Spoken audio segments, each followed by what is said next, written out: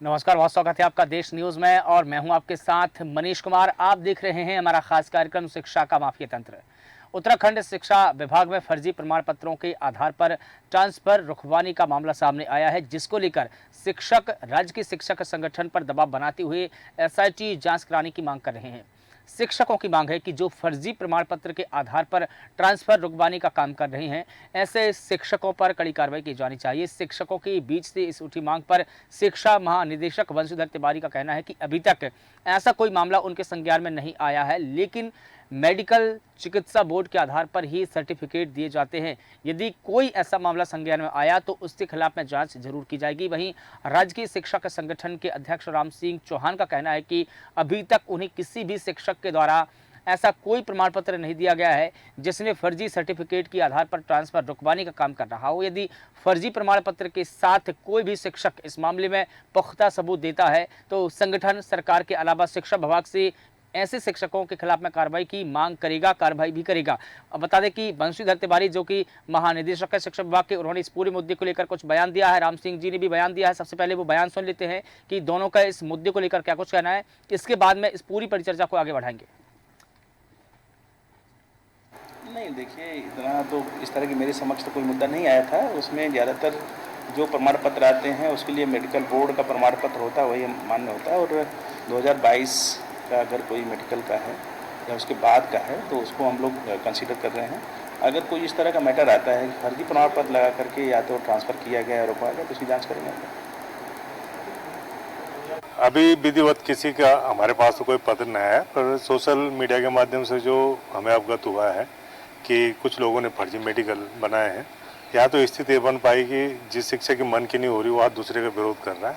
ऐसा है, वो साक्ष्यों के साथ अगर कोई सबूत के साथ हमारे पास देते हैं कि इन लोगों का फर्जी मेडिकल है तो निश्चित रूप से संगठन उसका विरोध करेगा और उसकी जांच भी करवाएगा। लेकिन खाली कह देने भर से, खाली विरोध के कारण किसी का विरोध करना, सीधा इसमें हम डायरेक्ट हस्तक्षेप तब तक नहीं कर सकते जब तक हमारे पास कोई साक्ष्य नहीं हो। मुझे प्रेस करनी नहीं पड़ रही, मैं केवल विधायक का जवाब देने के लिए आज आया हूं कि क्या कारण है कि सारे प्रकरण आप ही के खिलाफ हो रहे हैं और आप चैलेंज कर रहे हैं कांग्रेस पार्टी को, अन्य लोगों को। क्या कारण था? प्रकाश जोशी के संग आप ही की झगड़ा होता है, भले ही प्रशासन ने उसी के खिलाफ ST/ST का मुकदमा दर्ज कर दिया। दीपक करगेती आपके खिलाफ हॉर्टिकल्चर का मामला लेके आते हैं, CBI जांच बैठती है, जिसके विरोध में सरकार आपकी मदद करने के लिए सुप्रीम कोर्ट चले जाती है और सुप्रीम कोर्ट सरकार को डांट कर वापस भेजती है। उसके बाद दीपक करकेती पे भी ST/ST का मुकदमा दर्ज हो जाता है। प्रधान से भी आप ही के परिवार का झगड़ा होता है। जमीन कब्जाने के आरोप भी कोई महिला आप पे लगाती है, धमकी देने के आरोप भी आप ही पे लगाती है। आखिर क्या कारण है कि 2 साल के अंदर आप ही के? तो बता दें कि राज्य के शिक्षक संघ भी अब कार्रवाई करने की मांग कर रहा है। दोनों बयान आपने सुने कि किस प्रकार से शिक्षा महानिदेशक ने भी जांच का आश्वासन दिया है। उन्होंने कहा कि पुख्ता सबूत होने पर कड़ी कार्रवाई की जाएगी। इसके अलावा संगठन ने भी इस पर मांग की है। उन्होंने कहा कि अगर कोई शिक्षक पुख्ता सबूत अगर हमको देता है फर्जी प्रमाण पत्रों के साथ में तो हम कार्रवाई की मांग भी करेंगे, कार्रवाई भी करेंगे। इस पूरे मुद्दे पर अधिक जानकारी देंगे हमारे साथ में अर्चना चौधरी जी, जो कि हमारी संवाददाता है हरिद्वार से, वो हमारे साथ में जुड़ी हुई है। इसके अलावा सुनीता बोड़ाई जी जो कि बीजेपी से अपना पक्ष रखेंगी, वो भी हमारे साथ में जुड़ी है। आप दोनों का मैं बहुत स्वागत करता हूं। अर्चना जी, मैं आपसे समझना चाहूंगा कि दरअसल ये फर्जी प्रमाण पत्रों के आधार पर कैसे ट्रांसफर रुकवाने की बात कही जा रही है, दरअसल ये पूरा मामला क्या है, पूरे मामले की विस्तार से जानकारियां दीजिए। अर्चना चौधरी जी बिल्कुल मनीष जी, मैं आपको बताना चाहूंगी कि शिक्षकों का ये है कि वो बीमार होने का एक बनाते हैं अपना, जिसके यहाँ पे डॉक्टरों के द्वारा अपना फर्जी प्रमाण पत्र बनवाकर वो अधिकारी के उसमें जमा कराते हैं। जमा कराने के बाद उनको ये लगता है कि हाँ ऑपरेशन हो रहा है या ये ऐसा है, तो उनको छुट्टियां दी जाती है। छुट्टियों में वो अपना काम बाखूबी कर लेते हैं। करने के बाद फिर वो स्कूल आते हैं कि हमारा अभी तबीयत ठीक नहीं है, इस साल हमें रुकना है, तो हमारा ट्रांसफर रोका जाए। तो ऐसा हमारे पास भी कई बार संज्ञान में आया है। कभी हम स्कूल में भी गए, शिक्षिका सोती हुई नजर आई। जब सोती हुई नजर आई तो उनसे पूछा गया तो उनका हार्ट का ऑपरेशन बताया गया कि जी इनकी हार्ट की सर्जरी हुई है, इमरजेंसी में इनको बुलाया गया है। जब इमरजेंसी में बुलाया जा सकता है तो वो स्कूल में सोने के लिए तो नहीं बुलाया गया होगा, उनको तो पढ़ाने के लिए बुलाया गया है। तो ऐसे मामले बहुत सारे यहाँ पे केसेस हैं। जी मनीष जी। बिल्कुल, लेकिन जिन प्रमाण पत्रों की बात यहाँ पर कही जा रही है, जो मुद्दा उछाला जा रहा है कि वो कौन से फर्जी प्रमाण पत्र है जिनके आधार पर ट्रांसफर रुकवाने का पूरा मामला सामने आया? जी मनीष जी, आपको बताऊंगी कि ये फर्जी प्रमाण पत्र कैसे होते हैं। जैसे कि हम बीमार हो गए, शिक्षिका बीमार है, उनकी लंबी दवाइयां चलेंगी, तो किसी मेडिकल से या डॉक्टर सर्टिफाइड डॉक्टर से उन्होंने प्रमाण पत्र बनवा लिया कि इनका अभी इधर उधर जाना या ट्रेवल करना नामुमकिन है। इस तरह के प्रमाण पत्र बहुत सारे आते हैं कि जहाँ पे ठीक बड़े है। बड़े अधिकारी अपना ट्रांसफर रुकवाने का काम करते हैं। बिल्कुल, लेकिन वो ऐसा कर क्यों रहे हैं? क्या उनका ट्रांसफ़र ऐसे इलाकों में किया जा रहा है जहां जाना दूभर है, या ग्रामीण सुदूर इलाके हैं जहां पर कोई सुविधा नहीं है? लेकिन बचना क्यों चाहते हैं शिक्षक? शिक्षक कभी कभी अपने घर के नजदीक होने के कारण बचना चाहते हैं। कभी कभी ऐसा होता है कि पहाड़ों पर जाने से बचना चाहते हैं। कभी आपकी बात भी बिल्कुल सत्य है कि कहीं पानी की व्यवस्था नहीं है। जैसे अब गर्मियां बहुत ज्यादा आ गई, पहाड़ों पे तो ठंड कम इलाका है, वहां जाना चाहिए, लेकिन वहां पे पानी की कमी होती है, तो इस कारण भी नहीं जाना चाहते हैं। लेकिन शिक्षक अगर अपनी नौकरी नहीं करेंगे, अपने कर्तव्यों का वहन नहीं करेंगे, तो ऐसे शिक्षकों को त्याग पत्र दे देना चाहिए कि भाई हम ऐसे इलाकों में नहीं जाएंगे, ये हमारा त्याग पत्र है। सरकार किसी दूसरे को अपॉइंट कर लेगी जो मेहनती होगा, जो कर्तव्यनिष्ठ होगा।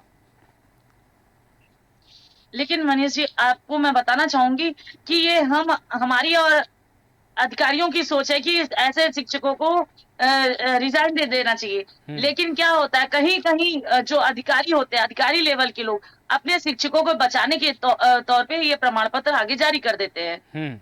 लेकिन ऐसे में शिक्षा, और इस कारण इनके ट्रांसफर रुक जाते हैं। बिल्कुल ठीक है, लेकिन ऐसे में तो जो स्कूली शिक्षा है या जो उच्च शिक्षा है वो प्रभावित होगी, खास तौर पर उन इलाकों में जहाँ पर शिक्षा का महत्व बहुत ज़्यादा है, लेकिन वहाँ शिक्षा मिल नहीं रही है, या शिक्षा का अभाव है, या जो अशिक्षित इलाके हैं। ऐसे में कैसे सरकार की मंशा पूरी होगी? हम कहते हैं कि स्कूल चलो अभियान, बेटी पढ़ाओ बेटी बचाओ, तमाम प्रकार के अभियान सरकार चला रही है। इन अभियानों पर तो कुल मिलाकर के शिक्षक जो है पलीता लगाते हुए नजर आ रहे हैं, क्योंकि अगर वो सुदूर इलाके में जाएंगे नहीं, जहां उनकी ड्यूटी लगाई जा रही है, वहां ड्यूटी नहीं करेंगे, तो जो शिक्षा को लेकर जो एक आंदोलन छिड़ा है, उस आंदोलन को लेकर की सरकार की जो महत्वाकांक्षा वो पूरी कैसे होगी? जी बिल्कुल मनीष जी, मैं आपको बताऊंगी कि सरकार की जो आकांक्षाएं हैं कि बेटी पढ़ाओ बेटी बचाओ, ये अभियान पे ये शिक्षकों के द्वारा नहीं जारी किया जा रहा है, सिर्फ सरकार द्वारा जारी किया जा रहा है। सरकार अपने काम में बाखूबी निभा रही है। हाँ। लेकिन कहीं ना कहीं शिक्षक इस बात को रोक टोक करते हुए नजर आ रहे हैं। कहीं आप जाइए तो देखिए कि जहाँ आंगनवाड़ी है, आंगनवाड़ी में खाना भी इस तरह का दिया जाता है बच्चों को, जहाँ सरकार नहीं पहुंच पाती, जहाँ अधिकारी नहीं पहुंच पाते, वो अपने मन का करते हैं। ऐसा ही शिक्षकों का है। शिक्षक भी अपने मन का करते हैं, अपने तरीके से आते हैं स्कूल में, 10 मिनट 5 मिनट लेट आते हैं, आधा घंटा, कभी कभी तो प्रिंसिपल नहीं होते स्कूल में, कभी कोई नहीं होता जी। बाद में वो मेडिकल सर्टिफिकेट जारी कर दिया जाता कि मैडम बीमार पड़ी हुई थी या सर बीमार थे। तो कुल मिला के यह है कि शिक्षकों की बहानेबाजी है, चाहे शिक्षा का कोई भी स्तर हो, सरकार से मोटी सैलरी लें, लेकिन बहाने हमारे बनते रहेंगे। ठीक है, मैं सुनीता बौड़ाई जी आपसे समझना चाहूँगा, आप बीजेपी का पक्ष रखने के लिए हमारे साथ में जुड़ी हुई है। मैं ये जानना चाह रहा था कि दरअसल जो शिक्षक हैं वो इस प्रकार के फर्जी प्रमाण पत्र लगाएंगे और अपना ट्रांसफर रुकवा लेंगे, वो मन के मालिक तो हो जाएंगे, लेकिन हम जो शिक्षा स्तर में सुधार की सोचते हैं या जो अभियान लेकर चल रहे हैं, क्या वो अभियान ऐसे में हमारे पूरे हो पाएंगे? देखिए मनीष जी, जिस प्रकार से ये मैटर आया है, मैं कहूंगी कि गंभीर विषय है और इस विषय में निश्चित रूप से जांच होनी चाहिए, क्योंकि जो लोग जेन्युइन पीड़ित होते हैं कई बार, उन लोगों के साथ में अन्याय होता है। किसी इस तरीके के कार्य करके वो लोग जो है अपनी जिम्मेदारियों से बचने का काम करते हैं, और जो वास्तव में जिनको जरूरत है, जिनको वास्तव में ही कई बार क्या होता है कि चाहे वो देखिए शारीरिक उनकी कोई बीमारी हो या अन्य कई फैमिली की भी बहुत सारे जो कंस्टेंट्स होते हैं, इस प्रकार की कई चीजें रहती हैं जहाँ पे जेन्युइन केस होते हैं, तो वो लोग जो है कहीं ना कहीं पे पिसते हैं, तो उनको भी जो है न्याय मिलना चाहिए। और इस तरीके के जो प्रोपेगेंडा करके अगर वहाँ पे गलत तरीके से अपने डॉक्यूमेंट्स लगा रहे हैं और फर्जी डॉक्यूमेंट्स लगा रहे हैं, तो मैं तो ये कहती हूँ कि कड़ाई से तो उन लोगों पर कार्यवाही भी होनी चाहिए। और अभी जिस तरह से डीजी शिक्षा ने कहा है कि हमारे पास अभी ऐसा कोई लेटर नहीं आया है, और अगर आता है हमारे पास केस तो हम निश्चित रूप से इसमें जांच करेंगे। तो देखिए सरकार का कार्य है कि कहीं पे भी अगर ऐसी अव्यवस्था है तो उसको सुधारे, और अगर ऐसे लोग हैं तो उनको सही तरीके से एक सबक बनाकर औरों को भी एक उदाहरण पेश करें कि इस तरीके के फर्जी काम ना करें। बिल्कुल और ठीक है, सही लेकिन तरीके देखिए से जो है सरकार, अपने कार्यों को बिल्कुल आगे। ठीक है, सरकार ऐसे शिक्षकों को मोटी सैलरी देती है, सरकार अपनी तरफ से पूरा काम कर रही है, सरकार ने उनको अपॉइंटमेंट दिया, रोजगार भी दिए, उनको नौकरी भी दी। सरकार की बात ये नहीं, बात यहाँ शिक्षकों की है कि ऐसे शिक्षकों को जब सरकार पूरी सुविधा दे रही है, मोटी सैलरी भी दे रही है, तो ऐसे शिक्षक अपनी ड्यूटी करने से क्यों पीछे हट रहे हैं और क्यों अपने कर्तव्यों का निर्वहन नहीं कर रहे हैं?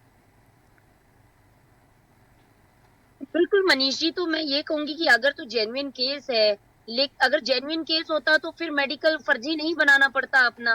तो अगर किसी की जेन्युइन प्रॉब्लम भी है तो वो सही पोर्टल पे अपनी बात रखें और सही तरीके से अपनी बात को प्रोजेक्ट करके, क्योंकि देखिए सब अगर किसी को दिक्कत भी है तो उन लोगों के साथ भी गलत नहीं होना चाहिए, लेकिन एक सही फॉर्म के बीच बिल्कुल में ठीक है, अपनी इमरजेंसी बात है, रख बिल्कुल के ठीक आगे है, बढ़ना चाहिए। बिल्कुल इमरजेंसी है तो बिल्कुल प्रमाण पत्र लगाइए आप, लेकिन दोनों पक्षों की बात भी सुनी जानी चाहिए। ऐसा नहीं है कि हम सिर्फ एक पक्ष की बात कर रहे हैं या सरकार की ही बात कर रहे हैं, हमको शिक्षकों के बारे में भी सोचना है। लेकिन बात ये नहीं है, बात ये है कि अधिकतर ऐसे मामले आए हैं जहां पर देखिए रिपोर्ट भी ये कहती है, रिपोर्ट जब शिक्षा विभाग को लेकर ऑल इंडिया लेवल पर रिपोर्ट एक प्रकाशित की गई तो उस रिपोर्ट में ये कहा गया कि तकरीबन 50% से शिक्षक अधिक ऐसे हैं जो ग्रामीण इलाकों में पढ़ाने के लिए जाना ही नहीं चाहते हैं, अगर उनका ट्रांसफर भी कर दिया जाता है तो भी वो कई बहाने बनाते हैं। तो ये रिपोर्ट भी ये कहती है, और फिर इस प्रकार से जो फर्जी प्रमाण पत्र बना करके अपने ट्रांसफर रुकवा रहे हैं, कहीं ना कहीं ये भी वैसा ही गंभीर मामला है और उस रिपोर्ट को भी पुख्ता करते हैं।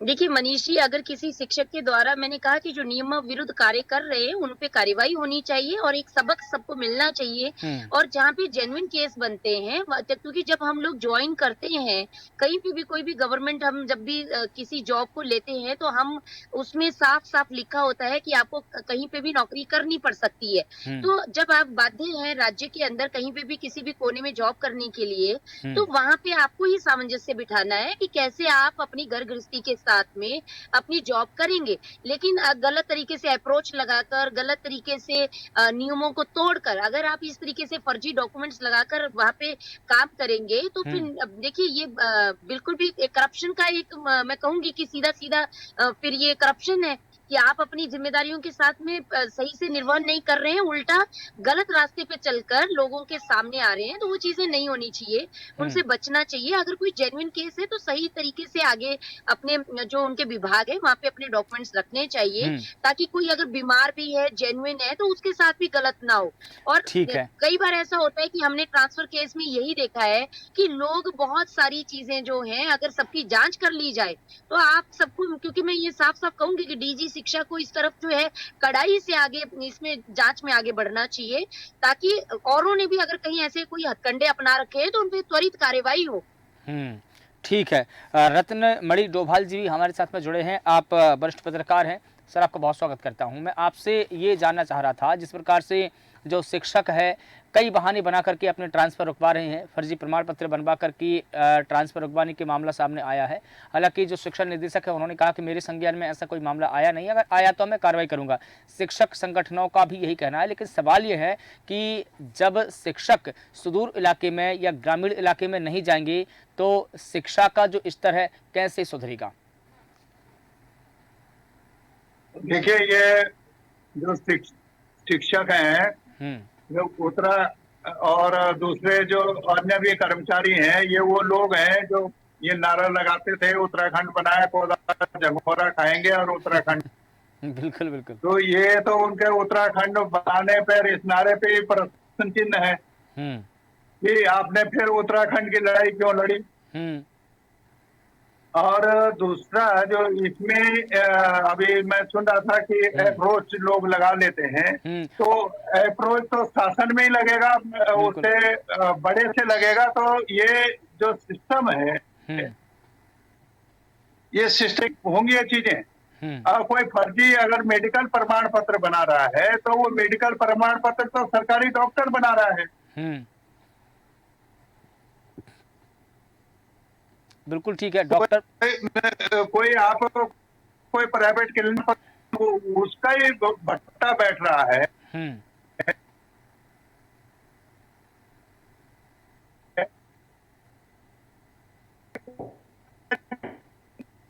नहीं रहा, वो ठीक। उनके मुझे लगता है रत्नमणि सर, आपकी आवाज़ बहुत अटक रही है और ऐसा लगता है कि नेटवर्क प्रॉब्लम है। तो मुझे माफ़ी चाहूँगा कि आप नेटवर्क में आकर अपनी बात रखेंगे तो मैं भी ठीक से समझ पाऊँगा आपका मुद्दा, आपकी बातें, और दर्शक जो देख रहे हैं वो भी ठीक से आपकी बातें समझ पाएंगे। माफ़ कीजिएगा। अर्चना जी, मैं आपके पास में आना चाहूँगा। जिस प्रकार से रत्नमणि डोभाल जी ने भी कहा कि फिर राज्य आंदोलनकारियों ने आंदोलन चलाया, अलग उत्तराखंड बसाया, उनके सपने सिर्फ एक थे कि हम बेहतर उत्तराखंड बनाएं। लेकिन ऐसे अगर शिक्षक अपनी जिम्मेदारियों का निर्वहन करने से कतराएंगे या पीछे भागेंगे तो जो राज्य आंदोलनकारी है, जिन्होंने इस राज्य के लिए अपनी खून की आहुति तक दी है, अपना बलिदान दिया है, क्या उनके आत्मसम्मान पर ठेस नहीं है? जी बिल्कुल, उनके आत्मसम्मान पे बहुत बड़ा ठेस है, क्योंकि देखा जाए तो कितना बड़ा आंदोलन चला कि उत्तराखंड अलग बनाएंगे, एक उत्तराखंड सुसज्जित बनाएंगे, शिक्षित बनाएंगे और इसको हर चीजों से दूर रखेंगे, हाँ। हर तंत्र यंत्र जंत्र से सबसे दूर रखेंगे। लेकिन आज उत्तराखंड में वही सब लागू हो रहा है। शिक्षक को देखिए तो फर्जी प्रमाण पत्र, फर्जी छुट्टियां, फर्जी बीमारी, हर एक चीज फर्जी आ जाती है। कई विभाग ऐसे हैं जो देखा जाए तो यहाँ पे डॉक्टरों की भी जांच होनी चाहिए शिक्षक के साथ साथ, क्योंकि इसमें जितना शिक्षक का दोष है उतना डॉक्टर का भी दोष है। क्योंकि अगर डॉक्टर सर्टिफिकेट नहीं बनाएगा या प्रमाण पत्र नहीं बना कर देता तो वो अधिकारी उचित शिक्षा देने के लिए उस जगह पे जा सकते हैं जहाँ सरकार द्वारा भेजा जा रहा है। जी मनीष जी, बिल्कुल ठीक है। और कहीं ना कहीं जो राज्य आंदोलनकारी थे उन्होंने एक सपना देखा होगा कि हम उत्तराखंड को विकसित बनाएंगे। सरकार भी तो एक अभियान चला रही है कि 2025 तक हम उत्तराखंड को विकसित बनाएंगे। कैसे बनेगा उत्तराखंड विकसित? क्योंकि विकसित राज्य बनने के लिए सबसे पहला पायदान उसका यही है कि वो उच्च स्तर पर शिक्षित हो, और शिक्षा ही जब इस प्रकार से फिसड्डी साबित होंगी, जो उत्तराखंड को बनाने वाले शिक्षक है, जो उनका फ्यूचर बनाने वाले शिक्षक है, वो अपनी जिम्मेदारी, अपने कर्तव्यों का निर्वहन नहीं करेंगे तो कैसे उत्तराखंड राज्य विकसित होगा? सबसे बड़ा सवाल। जी बिल्कुल मनीष जी, इस पर मैं एक टिप्पणी करना चाहूंगी कि उत्तराखंड विकास इसलिए नहीं हो पाएगा क्योंकि जब ऐसे ही भ्रष्ट अधिकारी और ऐसे ही भ्रष्ट शिक्षक और भ्रष्ट शिक्षा अधिकारी सामने रहेंगे जो कार्रवाई नहीं कर रहे हैं, जांच नहीं कर रहे हैं, संज्ञान में नहीं ले रहे हैं बात को, तो ऐसे तो विकसित होने से रहा उत्तराखंड। जी मनीष जी, बिल्कुल ठीक है। सुनीता जी, मैं आपके पास में आना चाहूँगा। जिस प्रकार से हम इस बात का जब जिक्र कर रहे हैं कि हमारा उत्तराखंड बेहतर कैसे बनेगा, उत्तराखंड विकसित कैसे बनेगा, उत्तराखंड जो है तमाम राज्यों की श्रेणी में जो पहली पायदान की श्रेणी है उस पर कैसे आएगा, तो हम कहीं ना कहीं उसमें रुकावट देख रहे हैं। रुकावट यही कि शिक्षा विभाग अपना काम नहीं कर रहा है, शिक्षक अपने काम नहीं कर रहे, क्योंकि पहला पायदान तो शिक्षा से ही होकर गुजरता है। क्या कहेंगी आप? जहाँ तक शिक्षकों की बात है, मैं यहाँ पे थोड़ा सा ये भी साझा करूंगी कि कभी भी कोई अगर गलत कार्य करता है या गलत कार्य करने के लिए मजबूर होता है तो उसके पीछे की कहानी भी हम लोगों को समझनी जरूरी है कि ऐसा उस व्यक्ति ने क्यों किया।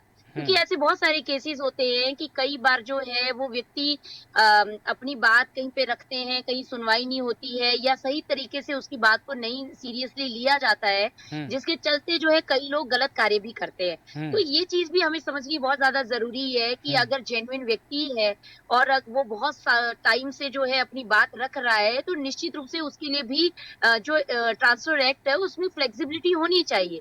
अभी कई लोगों का मैंने जैसे कहा कि डीजी शिक्षा को ये भी अपना उसमें रखना चाहिए कि कौन ऐसे लोग हैं जो ग्रामीण में कभी गए ही नहीं है, जिन्होंने पूरे शहर में ही अपनी शिक्षकों ने अपनी सर्विस दे दी। तो यहाँ पे क्या होता है कि डिस्क्रिमिनेशन नहीं होना चाहिए। शिक्षकों को बराबर का जो भी नियम बने हैं कि इतने साल आपको ग्रामीण में देने हैं, इतने शहर में देने हैं, या कई बार ऐसे जेन्युइन केस होते हैं कि व्यक्ति नहीं कर पा रहा है। नहीं, तो ऐसा कोई नियम नहीं है। सरकार का ऐसा कोई नियम नहीं है कि आपको 5 साल ग्रामीण इलाकों में काम करना है तो 5 साल शहरी इलाकों में करना है, ऐसा कोई नियम नहीं है। सरकार अपनी सुविधा के अनुसार जहां लगता है सरकार को, जहां विभाग को लगेगा वहीं ट्रांसफर करेंगे। और रही बात ये कि फ्लेक्सिबिलिटी होनी चाहिए। देखिए, लचीलापन है, लचीलापन अगर नहीं होता तो जो छुट्टियां मंजूरी नहीं हो पाती, एक तरीके से हम ये भी देखें तो कहीं ना कहीं हमारे कानूनों में भी लचीलापन है, विभाग में भी लचीलापन है, विभाग के अधिकारियों में सबसे ज्यादा लचीलापन है। और उनके लचीलेपन के कारण व्यवस्था लचर हो जाती है। नहीं नहीं, देखिए ऐसा है, मैंने पहले ही कहा कि कई हम्म। बार क्या होता है, हमें दोनों पक्षों से देखना है। किसी के साथ गलत नहीं होना चाहिए, और अगर किसी ने गलत कार्य किया है तो उस पे ठीक है। त्वरित कार्यवाही होनी चाहिए। बिल्कुल ठीक। ये दोनों चीजें स्पष्ट है, क्योंकि ठीक है। कई बार हर व्यक्ति कैपेबल नहीं होता कि वो अपनी बात जो है आगे तक लेकर जाए।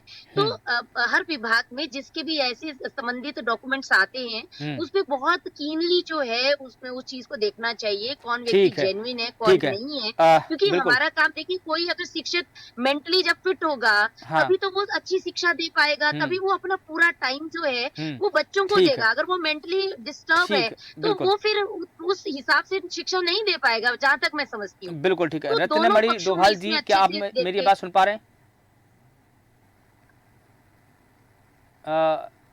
सर, मैं आपकी बात नहीं सुन पा रहा हूँ, क्या आप मेरी आवाज सुन पा रहे हैं?